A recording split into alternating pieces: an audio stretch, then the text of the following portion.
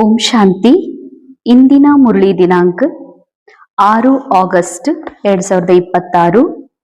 मुरली महावाक्यಗಳು मीठे बच्चे, अपने आप से वायदा करो कि हमें बहुत बहुत मीठा बनना है, सबको सुख की प्यार की दृष्टि से देखना है, किसी के नाम रूप में नहीं फंसना है. ಬಹಳ ಬಹಳ ಬಹಳ ಗುಹ್ಯವಾದ ಮಹಾವಾಕ್ಯ. ಬಾಬಾ ಹೇಳ್ತಾರೆ, ತಾವು ತಮ್ಮೊಂದಿಗೆ ಪ್ರಾಮಿಸ್ ಮಾಡ್ಕೊಡ್ರಿ, ಪ್ರತಿಜ್ಞಾ ಮಾಡ್ರಿ, ನಾನು ಬಹಳಷ್ಟು ಮಧುರವಾಗಿ ನಡಿಬೇಕು ಇರಬೇಕು ಅಂತ ಹೇಳಿ. ಮಧುರ ಮಧುರ ಅಂದ್ರೆ ಮೆಲ್ಲಗೆ ಮಾತಾಡೋರು, ಮಧುರ ಅಂದ್ರೆ ಬಹಳ ಸಾಫ್ಟ್ ಆಗಿ ಮೃದುವಾಗಿ ವ್ಯವಹಾರ ಮಾಡುವಂಥವ್ರು ಅಂತ ಭಲೆ ಜರೂರಿ ಇದೆ ಆಧ್ಯಾತ್ಮಿಕ ಜೀವನದೊಳಗ. ಆದ್ರೆ ನಿರಾಕಾರ ಬಾಬಾ ಹೇಳ್ತಾ ಇರುವಂಥದ್ದು ಈ ಈ ಸೀಮಿತ ಮಧುರತೆಯ ಮಾತಲ್ಲ. ಮಧುರ ಅಂತ ಯಾರಿಗೆ ಹೇಳ್ತಾರೆ ಬಾಬಾ? ಮನಸ್ಸಿಗೆ. ಮಧುರ್ ಇರುವುದು ಯಾವುದು? ಕೇವಲ ಆತ್ಮ. ಆತ್ಮ ಮಾತ್ರ ಮಧುರಿದೆ, ಬಾಕಿ ರೋಲ್ ಮಧುರ್ ಇರಕ್ ಸಾಧ್ಯ ಇಲ್ಲ. ರೋಲ್ನ ಮನಸ್ಸು ಮಧುರಿಲ್ಲ. ಯಾಕಂದ್ರೆ ಡ್ರಾಮಾದ ಸ್ಕ್ರಿಪ್ಟ್ ನ ಅನುಸಾರ, ಕಲಿಯುಗದ ಅನುಸಾರ ರೋಲ್ ನಲ್ಲಿ ಪಂಚವಿಕಾರ ಇದೆ, ಮೈಂಡ್ ಅಲ್ಲಿ ಪಂಚವಿಕಾರದ ಲೇಯರ್ಸ್ ಗಳಿದಾವೆ. ಅದಕ್ಕೆ ಬಾಬಾ ಮನಸ್ಸಿಗೆ ಈ ಒಂದು ಸಂದೇಶ ಆದೇಶ ಕೊಡ್ತಿದ್ದಾರೆ, ಪ್ರಾಮಿಸ್ ಮಾಡ್ಕೋ, ಮನಸ್ಸಿನಲ್ಲಿ ಆತ್ಮದ ಹಾಗೆ ಆ ಮಧುರತೆಯಿಂದ ನಾನ್ ನಡೀತೀನಿ. ಮಧುರತೆ ಅಂದ್ರೇನು? ಇನ್ ಮುಂದೆ ಎಲ್ಲಾರ ಜೊತೆಗೆ ಚೆನ್ನಾಗಿ ಮಾತಾಡ್ಬೇಕು, ಮೆಲ್ಲಗೆ ಪ್ರೀತಿಯಿಂದ ಅಂತನ ಇಲ್ಲ. ಇದಂತೂ ಇದ್ದೇ ಇದೆ ಭಲೆ ಪರ್ಸನಾಲಿಟಿ ಒಳಗ. ಆದ್ರೆ ಬಾಬಾ ಹೇಳೋದು ಮಧುರವಾಗಿ ಇರಬೇಕು ಎಂದರೆ ಸದಾ ನೀನು ಮಧುರಾಗಿರುವ ಆತ್ಮನ ಜೊತೆ, ಮಧುರಾಗಿರುವ ಆತ್ಮನ ಸಂಘದಲ್ಲಿ, ಆತ್ಮನ ಸ್ಮೃತಿಯಲ್ಲಿ ಇರುವಂತ ಅರ್ಥ. ತೋ ಎಲ್ಲರಿಗೂ ಸುಖ ಮತ್ತು ಪ್ರೀತಿಯ ದೃಷ್ಟಿಯಿಂದ ನೋಡ್ರಿ. ಸುಖದ ದೃಷ್ಟಿ, ಪ್ರೀತಿಯಿಂದ ದೃಷ್ಟಿಯಿಂದ ನೋಡ್ರಿ. ದೃಷ್ಟಿಯಿಂದ ನೋಡೋದ್ರಿಂದ ಏನಾಗ್ತದ? ಬಾಬಾ ಹೇಳ್ತಾರೆ, ಅವರಲ್ಲಿರುವ ಘೃಣ ಆಗ್ಲಿ, ಅವರಲ್ಲಿರುವ ದುಃಖ ಆಗ್ಲಿ, ಅವರಲ್ಲಿರುವ ಕಮ್ಜೋರಿ ಆಗ್ಲಿ, ಇದು ಅವರ ರೋಲ್ ನಲ್ಲಿದೆ, ರೋಲ್ನ ಮೈಂಡ್ ಒಳಗಿದೆ. ಆತ್ಮ, ಮೂಲ ಆತ್ಮ ಸದಾ ಶುದ್ಧ, ಸದಾ ಪವಿತ್ರ ಇದೆ ಅಂದ್ಮೇಲೆ ಸುಖ ಸ್ವರೂಪ ಇದೆ, ಪ್ರಿಯ ಸ್ವರೂಪ ಇದೆ. ಅದಕ್ಕೆ ನೀ ನೋಡುವ ದೃಷ್ಟಿನೇ ಆತ್ಮದ ಕಡೆಗಿರ್ಲಿ. ಆತ್ಮ, ಮೂಲ ಆತ್ಮ ಏನಿದೆ ಅನ್ನೋದನ್ನ ನೀವು ನೋಡ್ರಿ. ಯಾರ ನಾಮ ರೂಪದಲ್ಲಿ ಸಿಕ್ಕಾಕೋಬೇಡ್ರಿ. ಯಾರ ನಾಮ ರೂಪ ಅಂದ್ರೆ ಯಾವುದೇ ನಾಮಧಾರಿ, ಶರೀರಧಾರಿ. ನಾಮ ಅಂದ್ರನೇ ಅನೇಕ ರೀತಿ ಹೆಸರುಗಳು. ನನ್ನ ಹೆಸರು ಬರ್ಲಿ, ಇನ್ನೊಬ್ಬರ ನಾಮರೂಪನೂ ಆಗ್ತದ. ಫಸ್ಟ್ ಸ್ಥೂಲ ರೂಪದ ಪುರುಷಾರ್ಥದಲ್ಲಿ ನಾಮರೂಪ ಅಂದ್ರೆ ಇನ್ನೊಬ್ಬರ ಹೆಸರು ನನಗೆ ಪಸಂದ್ ಆಗ್ತದ, ಅವರ ವ್ಯಕ್ತಿತ್ವ ಪಸಂದ್ ಆಗ್ತದ, ಅವರ ರೂಪ ಪಸಂದ್ ಆಗ್ತದ. ಇದು ಫಸ್ಟ್ ನಾಮ ರೂಪದಲ್ಲಿ ಸಿಕ್ಕಾಕೊಳ್ಳೋದು. ಎರಡನೇದು ಅತಿ ಸೂಕ್ಷ್ಮ ಇದೆ, ಇನ್ನೊಬ್ಬರ ನಾಮ ರೂಪದಲ್ಲಿ ಸಿಕ್ಕಾಕೋಬೇಡತ್ತಂದ್ರೆ ನಾ ಆತ್ಮ ಬಿಟ್ಟು ನನಗೆ ಸಿಕ್ಕಿರುವ ಶರೀರವೂ ಇನ್ನೊಬ್ರು. ಈ ಶರೀರದ ರೂಪ, ಈ ಶರೀರದ ಹೆಸರಿನ ಪ್ರಸಿದ್ಧಿಯೊಳಗ ನೀನು ಸಿಕ್ಕಾಕೋಬೇಡ. ಇದು ಅಶಾಶ್ವತ, ಇದು ಸ್ಕ್ರಿಪ್ಟೆಡ್ ಇದೆ, ಇದು ರೆಕಾರ್ಡೆಡ್ ಇದೆ. ಇದ್ರ ಹಿಂದೆ ನೀನು ಅಟೆನ್ಷನ್ ಕೊಡ್ಬೇಡ ಅಂತಾರ ಬಾಬಾ. ಕೇವಲ ನಿನ್ನ ಸತ್ಯದ ಕಡೆಗೆ ನೀ ಸದಾ ಅಟೆನ್ಷನ್ ಕೊಡು, ಆವಾಗ ನೀನ್ ಮಧುರ ಆಗೋದಕ್ಕೆ ಸಾಧ್ಯವಿದೆ. ಪ್ರಶ್ನೆ, ಯೋಗಕ್ಕೆ ಸಿದ್ಧಿ ಕ್ಯಾ ಹೈ? ಪಕ್ಕೆ ಯೋಗಿ ಕಿ ನಿಶಾನಿ ಸುನಾವು. ಯೋಗದ ಸಿದ್ಧಿ ಏನಾಗಿದೆ, ಪಕ್ಕಾ ಯೋಗಿಗಳ ನಿಶಾನಿ ಏನಾಗಿರ್ತದೆ ಅಂತ ಕೇಳ್ತಾರೆ ಬಾಬಾ. ಸಬ್ ಕರ್ಮೇಂದ್ರಿಯ ಯೋಗ ನಿಜವಾಗಿಯೂ ಮಾಡಿದ್ರ ಅದಕ್ಕೆ ಏನ್ ಸಿದ್ಧಿ ಆಗ್ತದ? कर्मेंद्रिय बिल्कुल शांत शीतल हो जाए, यह है योग की ಸಿದ್ಧಿ. ಕರ್ಮೇಂದ್ರಿಯಗಳು ಬಿಲ್ಕುಲ್ ಶಾಂತ್ ಅಂದ್ರೆ ಕರ್ಮೇಂದ್ರಿಯಗಳು ನನ್ನ ಬುದ್ಧಿಗೆ ಪ್ರಭಾವಿತ ಮಾಡೋದಿಲ್ಲ. ಕರ್ಮೇಂದ್ರಿಯಗಳಲ್ಲಿ ಏನು ಹಲ್ಚಲ್ ಇದೆ, ಏನು ಆಶೆ ಇದೆ, ಏನು ಅಪೇಕ್ಷಾ ಇದೆ, ಕರ್ಮೇಂದ್ರಿಯಗಳಲ್ಲಿ ಯಾವುದು ಎಳೆತ ಸೆಳೆತ ಇದೆ, ಅವು ಇವೆ, ಅವೇನಿವೆ ಇವೆ. ಆದ್ರೆ ನನ್ನ ಬುದ್ಧಿ, ನನ್ನ ಮಾನಸಿಕ ಅವಸ್ಥೆಯನ್ನ ಅಲಗಾಡಿಸ್ತಾವತ್ತಂದ್ರ ಇದಕ್ಕ ಚಂಚಲ್ ಮಾಡೋದು ಅಂತಾರ. ಆ ಮಾನಸಿಕ ಅವಸ್ಥೆ ಮೇಲೆ ಪ್ರಭಾವವಿರುವುದಿಲ್ಲ, ಅಷ್ಟು ನನ್ನ ಸ್ಥಿತಿ ಬುದ್ಧಿಯ ಒಂದು ಸ್ಥಿರತೆ ಬಂದಿದೆ ಅಂತಂದ್ರೆ ಇದಕ್ಕ ಕರ್ಮೇಂದ್ರಿಯಗಳು ಶಾಂತ ಶೀತಲಾಗಿರೋದು ಅಂತ ಹೇಳಲಾಗ್ತದೆ. ಇದೇ ಯೋಗದ ಸಿದ್ಧಿ. ಯಾಕಂದ್ರೆ ಯೋಗದ ಅವಶ್ಯಕತೆನೇ, ಯೋಗದ ಒಂದು ಜರೂರತ್ ಏನಿದೆ ಅಂತಂದ್ರೆ ಈ ಇಂದ್ರಿಯಗಳನ್ನ ಶೀತಲ್ ಮಾಡೋದು. ಪಕ್ಕೆ ಯೋಗಿ ಬಚ್ಚೆ ವಹ ಜಿನ್ಕಿ ಕರ್ಮೇಂದ್ರಿಯ ಜರಾ ಭಿ ಚಂಚಲ್ ನಾ ಹೋ. ಪಕ್ಕಾ ಯೋಗಿ ಮಕ್ಕಳು ಅವರು ಯಾರ ಕರ್ಮೇಂದ್ರಿಯ ಸ್ವಲ್ಪವೂ ಚಂಚಲ ಆಗೋದಿಲ್ಲ. ಅಂದ್ರೆ ಚಂಚಲ ಆಗೋದು ಅಂತಂದ್ರೆ ಮನಸ್ಸಿನಲ್ಲಿ ಈಗ ಚಾಯ್ ಕುಡಿಬೇಕನ್ನಿಸ್ತದ, ಪಕೋಡ ತಿನ್ಬೇಕನ್ನಿಸ್ತದ, ಚಾಯ್ ಕುಡಿತಾ ಇದೆ, ಪಕೋಡಾನು ತಿನ್ಲಾಗ್ತಾ ಇದೆ, ನಾನು ಪಕೋಡ ತಿಂತಾ ಇದ್ದೀನಿ, ನಾನು ಬಜಿ ತಿಂತಿದ್ದೀನಿ, ಚಾಯ್ ಕುಡಿತಿದ್ದೀನಿ ಅನ್ನೋದೇ ಕರ್ಮೇಂದ್ರಿಯ ಚಂಚಲ ಆಗೋದು. ಭಲೆ ರೋಲ್ ನಲ್ಲಿ ಚಾಯ್ ಕುಡಿದದ, ನೀರ್ ಕುಡಿದದ, ಕಷಾಯ ಕುಡಿದದ, ನಾರ್ಮಲ್ ಏನೋ ತಿನ್ನೋದಿದ, ಅದ್ರದ ಪಾತ್ರದ ಕಾರ್ಯ ಅದು. ನಾನು ಕೇವಲ ಅದನ್ನು ಸಾಕ್ಷಿಯಾಗಿ ನೋಡ್ತೀನಿ, ನಾನೇ ತಿಂತೀನಿ ಅಂತೀನತ್ತಂದ್ರ ಇದು ಕರ್ಮೇಂದ್ರಿಯ ಚಂಚಲ. ರಿಂಚಕ್ ಬಿ ಕಿಸಿ ದೇಹದಾರಿ ಮೇ ಆಂಖ್ ನ ಡೂಬೆ. ನಿಜವಾದ ಯೋಗಿ, ಯೋಗದ ಸಿದ್ಧಿ ಏನಪ್ಪಾ ಅಂತಂದ್ರೆ ಒಂದ್ ಸ್ವಲ್ಪವೂ ಅವ್ರದ್ದು ದೃಷ್ಟಿ ದೇಹದಾರಿ ಮೇಲೆ ಹೋಗೋದಿಲ್ಲ. ದೇಹದಾರಿ ಅಂದ್ರೆ ಯಾವುದೇ ಸ್ತ್ರೀಗೆ ಒಬ್ಬ ಪುರುಷನ ಮೇಲೆ, ಒಬ್ಬ ಪುರುಷನಿಗೆ ಸ್ತ್ರೀಯ ಮೇಲೆ, ಈ ರೀತಿನೂ ಅಲ್ಲ. ಕೇವಲ ಹೀಗಲ್ಲ, ಯಾರ್ದೋ ವ್ಯಕ್ತಿಯ ಮೇಲೆ ಏನು ವಿರೋಧ ಲಿಂಗದ ಮೇಲೆ ಆಕರ್ಷಿತ ಆಗ್ತಾ ಇದೆ ಅಂತ, ಅದು ಮೊಮ್ಮಗಳೇ ಆಗ್ಲಿ, ನಮ್ಮ ಅವ್ವನೇ ಆಗ್ಲಿ, ಅಪ್ಪನೇ ಆಗ್ಲಿ, ಕಾಕನೇ ಆಗ್ಲಿ, ತಮ್ಮನೇ ಆಗ್ಲಿ, ದೇಹದಾರಿ ಇವ್ರು ಚಂದ ಅದಾರ, ಇವ್ರು ಗುಣವಾನ್ ಅದಾರ, ಇವ್ರು ನನ್ನವ್ರದಾರ, ನನಗೆ ಇಷ್ಟ ಪಡೋರದಾರ ಅಂತ ಪಾತ್ರ ನನಗ ರಿಯಲ್ ಅನಿಸ್ತದತ್ತಂದ್ರ ದೇಹದಾರಿಯ ಮೇಲೆ ನನ್ನ ಕಣ್ಣು ಮುಳುಗೋದು ಅಂತಾನೆ ಅರ್ಥ. ಮೀಠೆ ಬಚ್ಚೆ ಅಬ್ ತುಮ್ ಜವಾನ್ ನಹಿ ತುಮಾರಿ ವಾನಪ್ರಸ್ಥ ಅವಸ್ಥಾ ಹೇ. ಮಕ್ಕಳೇ, ನೀವು ಜವಾನ್ರಲ್ಲ, ನೀವು ಯುವ ಅಲ್ಲ, ನೀವ್ ಈಗೀಗ ನಾಟಕದಲ್ಲಿ ಎಂಟರ್ ಆಗಿಲ್ಲ, ಈಗ ನಿಮ್ದು ವಾನಪ್ರಸ್ಥ ಅವಸ್ಥಾ ಇದೆ. ಆತ್ಮನ ಮನಸ್ಸು ಪೂರಾ ಮೆಚೋರಿಟಿಯಿಂದ, ಬಹಳ ಪ್ರಭುತ್ವ ರೀತಿಯಿಂದ ನೀವು ಈಗ ವ್ಯವಹಾರ ಮಾಡ್ಬೇಕು. ಬಹಳಷ್ಟು ಘನತೆ, ಗೌರವದಿಂದ, ಗಂಭೀರತೆಯಿಂದ ನೀವು ನಿಮ್ಮ ಸತ್ಯದ ಕಡೆಗೆ ರಿಟರ್ನ್ ತಿರುಗಬೇಕಾಗಿದೆ, ಮೂಲ ಮನೆಗೆ ಹೋಗ್ಬೇಕಾಗಿದೆ. ಅಂದ್ಮೇಲೆ ವಾನಪ್ರಸ್ಥ ಅವಸ್ಥೆ ಇರೋದನ್ನ ನೆನಪು ಮಾಡ್ಕೊಡ್ರಿ ಅಂತಾರ ಬಾಬಾ. ಧಾರಣೆಗಾಗಿ ಮುಖ್ಯ ಸಾರ್ ಮೊದಲನೇದು, दूसरी सब बातों को छोड़कर ज्ञान दान करना है. अन्य ಎಲ್ಲಾ ಮಾತು ಬಿಡ್ರಿ, ಕೇವಲ ಜ್ಞಾನದ ದಾನ ಮಾಡ್ರಿ. रूप बसंत बनना है, अपने अवगुणों को निकालने का पुरुषार्थ करना है. ರೂಪ ಬಸಂತ್, ಆತ್ಮ ಸ್ಥಿತಿಯಲ್ಲಿ ಸ್ಥಿತ ಆಗುವಂತಹ ಪ್ರಾಕ್ಟೀಸ್ ಮಾಡ್ರಿ. ಅವಗುಣಗಳನ್ನ ಏನೆಲ್ಲ ಇದಾವ ಅಂದ್ರೆ, ಮನಸ್ಸಿನಲ್ಲಿ ಇರೋದು, ರೋಲ್ ನಲ್ಲಿ ಕಾಣ್ತಾ ಇರೋದು, ಇದು ನನ್ನ ಅವಗುಣ, ಇದ್ ನಾ ಹಿಂಗಿದ್ದೀನಿ, ಇದು ನನ್ನ ಗುಣ, ಇದು ನನ್ನ ಕ್ವಾಲಿಟಿ, ಇದು ನನ್ನ ವಿಶೇಷತೆ, ಇದು ನನ್ನ ಟ್ಯಾಲೆಂಟ್ ಅನ್ನೋದು ಕೂಡ ಅವಗುಣನೆ. ಯಾಕಂದ್ರೆ ರೋಲ್ ನ ಮೂಲಕ ಸಿಕ್ಕಿರುವಂತದ್ದು ರೋಲ್ ನ ಜೊತೆಗೆ ಖತಮಾಗಿ ಹೋಗ್ತದ. ಕೇವಲ ಬಸ್ ನ ಉಳಿಯುವುದು ಸೈಲೆನ್ಸ್ ಆತ್ಮ ಮಾತ್ರ. ಅಂದ್ಮೇಲೆ ನನ್ ಟ್ಯಾಲೆಂಟ್ ಅನ್ನೋದಾಗ್ಲಿ, ನಾ ಶಾಣೆ ಇಲ್ಲ ಅನ್ನೋದಾಗ್ಲಿ, ಇದು ಕೂಡ ಅಹಂಕಾರನೇ. ಈ ಎಲ್ಲಾ ಕಮ್ಜೋರಿಗಳನ್ನ ತೆಗಿತಾ ನಡೀರಿ. ಅನ್ಯರನ್ನ ನೋಡ್ಬೇಡ್ರಿ. ಏನ್ ನೋಡ್ತೀರಿ? ನಿಮ್ಮನ್ ನೋಡ್ಕೊಡ್ರಿ, ಬಾಬನ್ ನೋಡ್ರಿ. ಬಾಬನ್ ನೋಡಿ ಬಾಬನಂಗ ಆಗುವ ಹಾಗೆ ನೀವು ಪುರುಷಾರ್ಥ ಮಾಡ್ರಿ, ಹೊರತಾಗಿ ಅನ್ಯರನ್ನ ನೋಡ್ಬೇಡ್ರಿ. ಭಲೆ ಅವರೆಷ್ಟೇ ಉತ್ತಮ ಪುರುಷಾರ್ಥ ಮಾಡ್ತಾ ಇರ್ಲಿ, ಅಥವಾ ಮಧ್ಯಮ ಅಥವಾ ಕನಿಷ್ಠ ಮಟ್ಟದ್ದೇ ಆಗಿರ್ಲಿ, ಯಾರನ್ನೂ ನೋಡ್ಬೇಡ್ರಿ.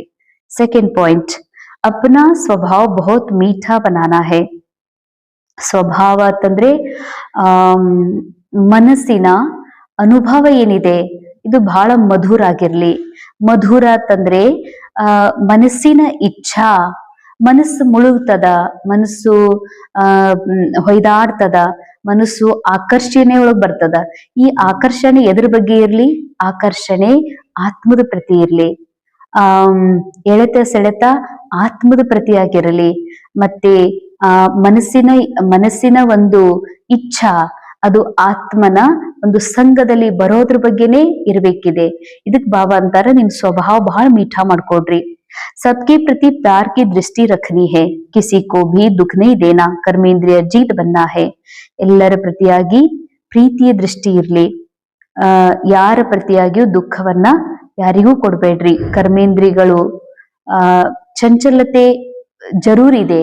ಕರ್ಮೇಂದ್ರಿಯ ಎಲ್ಲರೊಳಗೂ, ಎಲ್ಲರ ಕರ್ಮೇಂದ್ರಿಯಲ್ಲೂ ಚಂಚಲತೆ ಅವಶ್ಯ ಇದೆ. ಅದ್ರ ಮೇಲೆ ವಿಜಯ ಆಗುವುದು ಅಂತಂದ್ರೆ ಕರ್ಮೇಂದ್ರಿಯ ನಾನಲ್ಲ ಎನ್ನುವ ಜಾಗೃತಿ. ಈ ಕರ್ಮೇಂದ್ರಿಯಗಳ ಚಂಚಲತೆ ನಾನಲ್ಲ, ನಾನು ಏಕ್ದಮ್ ಸ್ಥಿರ ಶಾಂತ ಆತ್ಮ ಇದೀನಿ ಅನ್ನುವ ಸ್ಮೃತಿಯೇ ಕರ್ಮೇಂದ್ರಿಯ ಜೀತರಾಗೋದು.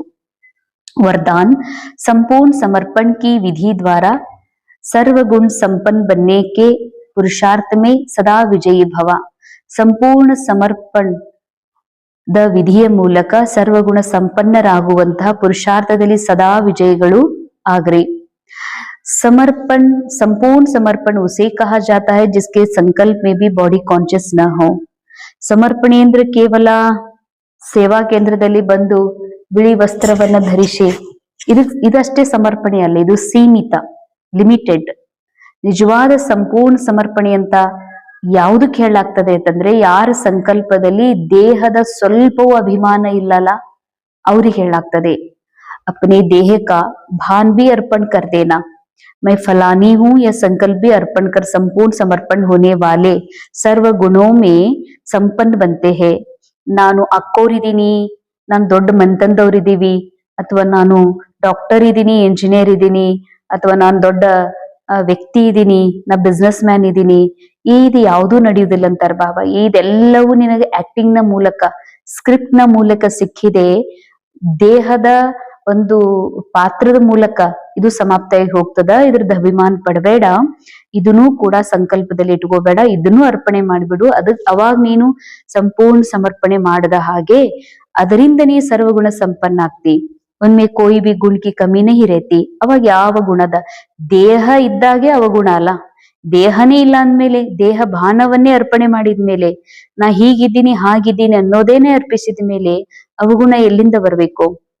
जो सर्व समर्पण कर सर्वगुण संपन्न व संपूर्ण बनने का लक्ष्य रखते हैं, तो ऐसे पुरुषार्थियों को बाप दादा सदा विजयी भव का वरदान देते. ಈ ರೀತಿ ಸರ್ವ ಸಮರ್ಪಣೆಯಾಗಿ ಸರ್ವ ಗುಣಗಳ ಸಂಪನ್ನ ಆಗ್ತಾರೆ, ಸಂಪೂರ್ಣ ಆಗುವ ಲಕ್ಷ್ಯವನ್ನ ಇಡುತ್ತಾರೆ. ಅಂತ ಪುರುಷಾರ್ಥಿಗಳಿಗೆ ಬಾಪ್ ದಾದಾ ಸದಾ ವಿಜಯಿ ಭವದ ವರದಾನವನ್ನ ಕೊಡ್ತಾರೆ.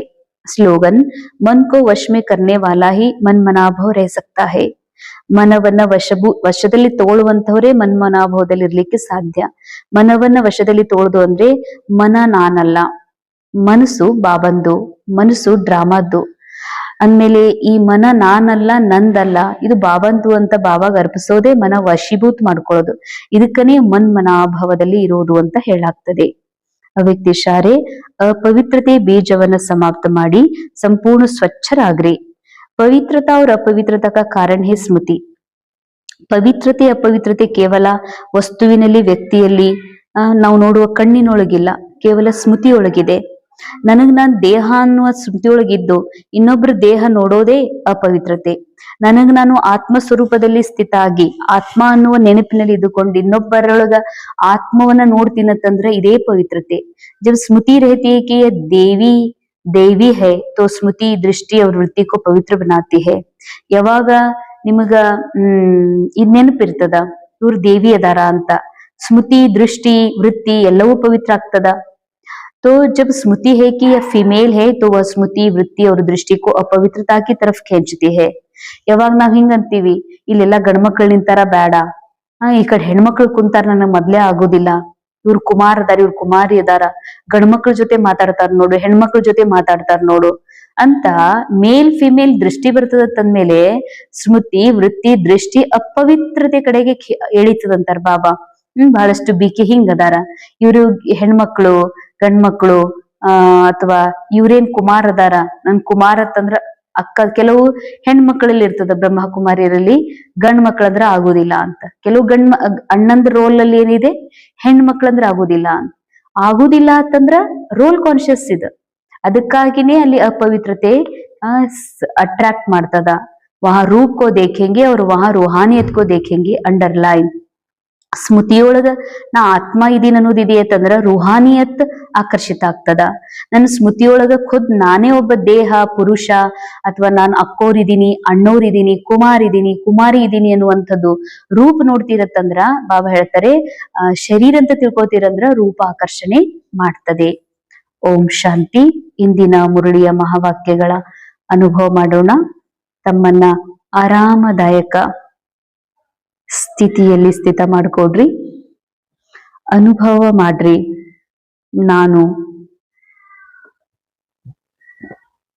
ಸ್ವಯಂ ಆತ್ಮ, ಮನಸ್ಸಿನ ಮೂಲಕ ನನಗೆ ನಾನು ಪ್ರತಿಜ್ಞೆ ಮಾಡ್ತಾ ಇದ್ದೀನಿ,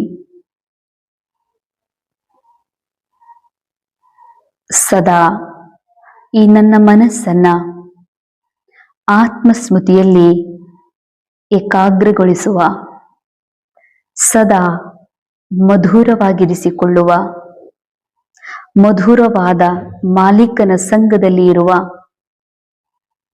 ಮನಸ್ಸನ್ನ ನಿರಂತರ ಆತ್ಮನ ಶಾಂತಿಯ ಕಡೆಗೆ ಆಕರ್ಷಣೆ ಮಾಡುವ ಕಡೆಗೆ ನಾನು ಗಮನ ಹರಿಸ್ತೇನೆ ಎನ್ನುವಂಥ ಪ್ರಾಮಿಸ್. ಯಾಕೆಂದರೆ ದೇಹದ ಸ್ಮೃತಿಯಲ್ಲಿ, ಮನುಷ್ಯ ಭಾನದಲ್ಲಿ ಮನಸ್ಸನ್ನೇ ನಾನು ಎಂದು ತಿಳಿದು ಇಲ್ಲಿಯವರೆಗೆ ಕೇವಲ ದೇಹದ ಆಕರ್ಷಣೆ, ಸ್ತ್ರೀ ಎನ್ನುವ, ಪುರುಷರೆನ್ನುವ, ಸ್ತ್ರೀಯ ಸೌಂದರ್ಯ, ಹೀಗೆ ಅನೇಕ ವಸ್ತು ವೈಭವ ವ್ಯಕ್ತಿಯ ಕಡೆಗೆ ಈ ಮನಸ್ಸು ಆಕರ್ಷಿತಗೊಂಡು ಆ ಆಕರ್ಷಣೆಯಲ್ಲಿ ಸಿಗ್ಲಿಕ್ಕಿಕೊಂಡು ತನ್ನನ್ನು ತಾನು ಖಾಲಿ, ಕಮ್ಜೋರ್, ಕೀಳು ಎನ್ನುವ ಭಾವದಲ್ಲಿ ಮುಳುಗಿದೆ. ಯಾಕೆಂದರೆ ನಾನು ಸ್ವಯಂ ಆತ್ಮನಿಂದ ಬಂದಂತಹ ಮೂಲ ಆತ್ಮ ಯಾವುದು ಸ್ವಚ್ಛ ಪವಿತ್ರ ಇದೆ, ನಿರಾಕಾರ ನಿರಹಂಕಾರ ಇದೆ, ಆ ಸ್ಥಾನದಿಂದ ಬಂದಿರುವಂತಹ ಮನಸ್ಸು ಎನ್ನುವಂತ ಸತ್ಯವನ್ನೇ ಮರೆತು ರಾವಣನ ಜಗತ್ತಿನಲ್ಲಿ, ರಾವಣನ ಅನೇಕ ವೈಭವದಲ್ಲಿ ಆಕರ್ಷಿತ ಆಗಿ ನನಗೆ ನಾನು ಪತೀತ, ಪಾಪಿ, ಅಶುದ್ಧ ಎನ್ನುವ ಹೊರೆಯಲ್ಲಿ ಬಂಧಿತನಾಗಿದ್ದೆ. ಈಗ ನನಗೆ ಅರ್ಥವಾಗಿದೆ, ಇದು ನಾಟಕದ ಪಾತ್ರದ ರೂಪದಲ್ಲಿ ಮನಸ್ಸಿನ ಸ್ಕ್ರಿಪ್ಟ್, ಮನಸ್ಸಿನ ಕಥೆ, ಈ ದೇಹದಾರಿಗಳು ಇವರೆಲ್ಲರೂ ಸಿಕ್ಕಿರುವರು. ಇವೆಲ್ಲವೂ ಕೇವಲ ದೇಹ ಇರುವವರೆಗೆ ಮಾತ್ರ. ಕೊನೆಯವರೆಗೂ ಉಳಿಯುವುದು ಸೈಲೆನ್ಸ್ ಮಾತ್ರ, ಮೂಲ ಆತ್ಮ. ಅದಕ್ಕಾಗಿ ನಾನು ಎಲ್ಲವನ್ನ ತೊರೆದು ಆ ಮೂಲ ಆತ್ಮ ರಾಜನ ಸಂಘದಲ್ಲಿ